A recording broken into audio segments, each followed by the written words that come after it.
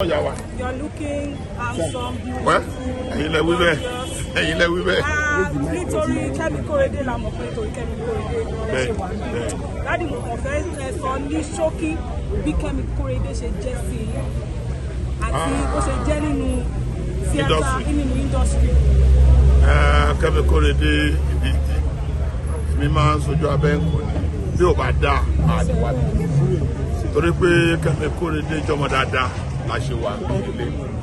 torí pé Kemi Korede dá la ṣe ní guns láti bára ṣe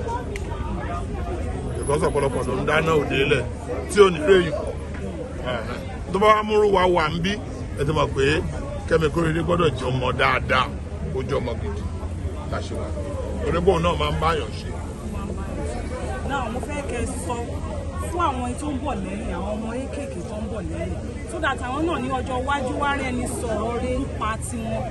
ẹ fún wọn ní àmọ̀ràn tí wọ́n nílò láti tẹ̀lé. ṣe rí Yorùbá bọ̀ wọ́n ní ìgbéraga ní ìgbéra ṣọlẹ̀ tó bá ti ń bọ̀ tó ti kó garu báyìí kò sẹ́ni tó fẹ́ rí ẹ etiquette bọ̀ tó bá lọ wọ industry ó farabalẹ̀ ó bá ò fáwọn tó bá wájú dandan ní káwọn tó ń bọ̀ lẹ́yìn náà bá ò so love ká máa lọ̀rọ̀ lé ayé yìí tó bá ṣe ló máa gbà ṣùgbọ́n tó bá wá jó nírẹ̀lẹ̀ tó jó níwà tútù èèyàn wàá gbà ìléwé tó jẹ́ pé ọ̀gán ò respect advice ẹ̀ máa ń fún wọn nìyẹn kó o ní focus má rò pé ẹ̀ ń fẹ́ lọ ṣe tíátà torí pé mo ráwọn kan tó ń ṣe ó lè má jọ náà ẹ that is the truth but tó bá mọ̀ pé mo ti wọnú industry yìí gbogbo mílítì tó bá mọ̀ kó o lè ní wọ́n á fi nǹkan dáadáa lọ ṣùgbọ́n tó bá kó garu pé èmi ni mo fine báyìí èmi ni mo beautiful kò sí kọ́tẹ́ nìkan lè ṣe fún mi bó ṣe máa wà náà nìyẹn ẹlòmí lè rí tíátà tó lùsù mẹ́fà tó popular ẹlòmí wà ń bẹ lọ́dún mẹ́jọ tán àti mọ̀ tó bá dẹ̀ mọ owó tí lè wọlé ọ̀rọ̀ tíátà wa ṣe rí nìyẹn kọ́ ló ń ṣàánú gbogbo wa. ẹ wí bẹ́ẹ̀ àmọ̀ pé Rammy Shitta Toyosi ní living legend o ẹ ṣé o God bless you o. We are 360.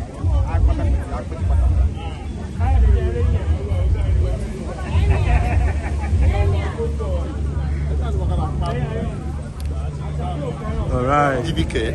popular known as lógólógó ojú ọlọ babaláwo yín tí ò ráyè wọn ni wọ́n sọ pé wọ́n wá sọ pé àyè wá dà kí ló kan rú àwa báyìí mo wà ní bíbá live and direct all because of Kemi Korede Olúwakẹ́mi Òjó Adétòrò aka Kemi Korede ó ń ṣe ọjọ́ òbí ẹ mọ̀ pé ọmọ ológo ni ọmọ tó tẹríba fún everybody ó bọ́ ọmọdé ṣe ó bá lágbà ṣe Kemi Korede jẹ́ nìkan tó yẹ pé kò láfojúdi àwa tá a jẹ́gbọ́n fún un tó bá rí one location wọ́n máa ń pọ́n wa lé apart from ọ̀rọ̀ location náà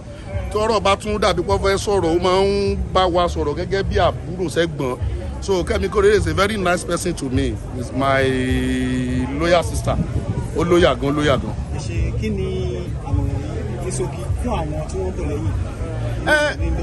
Àmọ̀ràn mi fún gbogbo àwọn ọkọ mi wa àti àwọn tó ti wà níbẹ̀ ni pé ẹ jẹ́ ká ní tẹríba any position tá a bá wà láyé ẹ jẹ́ ká ṣe pẹ̀lú tẹríba ẹ sáà ti mọ̀ pé mi ò ní fún yín lógo sáà lọ́kọ̀ ní mi mo ti fọ̀gọ́ mi yọ o ìsá olùsìn ní mi mo ti fèjì ọ̀gọ̀ sọ́ọ̀lẹ̀ kọ́ mọ̀gàmọ̀gà ọ̀rẹ́ tí mo mú dádì ò ṣe é ná mọ́ ìran mi ò gbọ́dọ̀ jó lábí odó níjọ́ tí ń bá fi lè jó lábí odó sẹ́ẹ̀rí kanakana tí ń bẹ lórí mi a sì mọ́ fi láka ẹ̀yin ti lé ẹ̀rín mi ní jàgín ẹ̀rín mi ní jàgín. ẹ ṣe kí ni kí àwọn olólùfẹ́ yín lè retí nígbà tí pé kílẹ̀ ní fáwọn. ẹ̀yin olólùfẹ́ ti tèmi sinimá ti tèmi tó ń bọ̀ lọ́nà báyìí nísìn lórílẹ̀ ó di gòbe bóyá wá di gòbe bóyá kò di gòbe òtí sinimá náà bá ti jáde ẹ sáà ti mọ̀ pé mi ò kí nira tí ò sọ ọmọ nínú ẹ̀ Ọ̀túnba Abíọ́lá máa jí bí kẹ́ lúgbúlúgbú ojú ọlọ ààyè wá dà kí ló kan rà wá báyìí sinimá náà máa tó dórí afẹ́fẹ́ láìpẹ́ lórílẹ̀ ní táìtù ẹ̀ a film written and produced by Ọ̀túnba Abíọ́lá ọmọ Ajíbíkẹ́ himself bẹ́ẹ̀ ni Ọ̀túnba Abíọ́lá ọmọ Ajíbíkẹ́ náà lèmi ń jẹ́ babaláwo tí ò ráyè wọn ni wọ́n pé ààyè wá dà lúgbúlúgbú ojú ọlọ. Thanks for watching this video. Please don't forget to click on the subscribe button. Kindly comment and share. We drop new videos daily. Thank you.